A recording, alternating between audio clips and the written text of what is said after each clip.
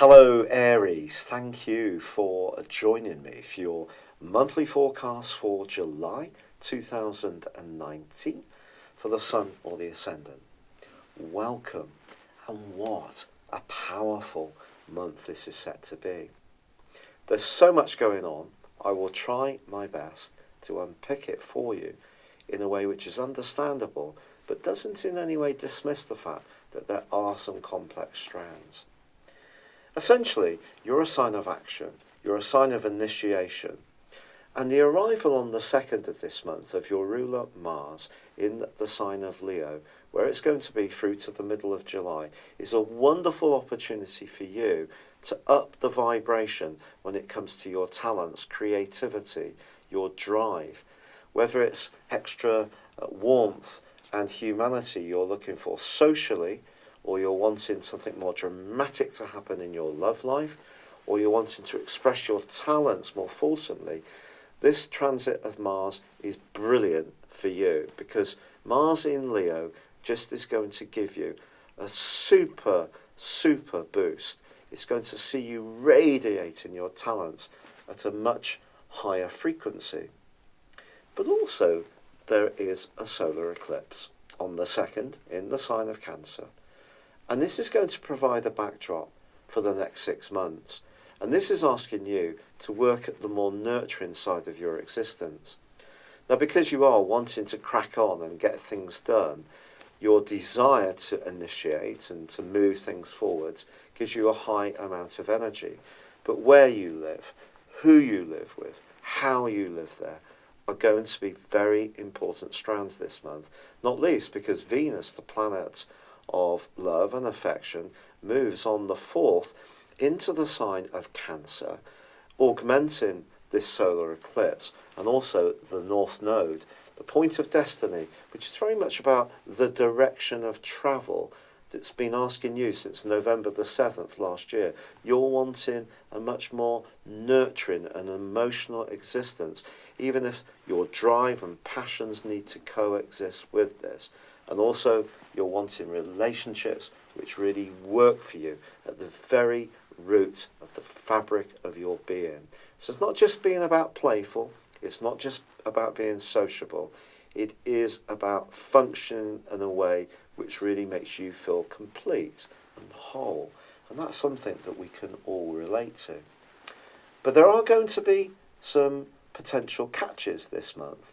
I just have to be honest about it. Not least that Jupiter continues to be in retrograde, where it will be travelling backwards until the 11th of August. But it's also clashing for the first 3 weeks with Neptune, which is in the deeply psychological part of your scope. If you are feeling sensitive or things are not quite working as well as you would like, this can be heightened.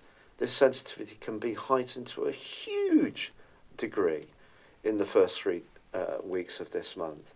And therefore, the way that you receive information and process it and feed it into your soul has to go through a filter which protects you a little bit from the extremes of this particular aspect. Because if something is a bit bumpy, there could be a potential to not blow it out of proportion, because your reality is your reality, but it could definitely take on a life force of its own. Then again, you may decide that you're going to do your very best to counter the more emotional influences of, obviously, this Cancer energy and give it some logic and some structure which is a bit more earthy. Now, one of the ways you can do this is, of course, because Saturn, the planet of structure, but also control, and Pluto, the planet of change, but also power, continue in the sign of Capricorn, which is as earthy as it gets. But these are very powerful locations in themselves because obviously the ruler of Capricorn is Saturn, and Pluto being in this location since 2008 has all made us all, I think, much more conscious that we're living in a world that, yes, maybe for a lot of people material aims and success and fulfillment does reach and feed some parts of our needs. But in other parts of our situation, it can't protect the planet, for example. it's not necessarily a precursor to successful relationships, because the very traditionality of Capricorn is asking us to be motivated by material success. On the other side of the heavens, we have Cancer. It's Cancer energy, which is much more about how we feel about the environment. And these two energies are going to be agitating against each other for the whole of this month. I can only be honest about this. This is going to be underlined, not least, when there is the retrograde of Mercury, which begins in the sign of Leo. So not only do you have Mercury in this location, you will have an opportunity with Mars moving in this location to be much more self-expressive. But with Mercury starting to go backwards from the 7th and then returning into the sign of Cancer around about the middle of this month, 14th, and it's actually going to complete its retrograde at the end of the month, but it won't be until the 15th of August that it comes out of shadow and returns to the place where the retrograde first began. So even if you have those creative urges and you want to push on and do things, by the end of this month, Mercury's back in an opposition with Pluto like it was in June, which is very much about encountering people who are quite opinionated, dogmatic, the kind of politics and the polarisation that we're seeing a lot in the world at the present time. And there is the potential for that this month. So you have an opportunity to try to grow your environment, to put down much more feeling roots, to nurture your existence in a way which makes you feel ultimately very comfortable and at peace and safe.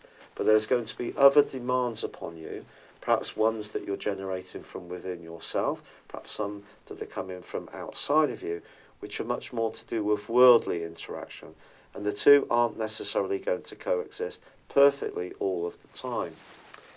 The real root of this comes at the heart of the month when we have the lunar eclipse, because this lunar eclipse is going to be in opposition with Pluto, and it's going to last itself for another 6 months. Also in week 2 of this month, the Sun goes into an opposition with Saturn.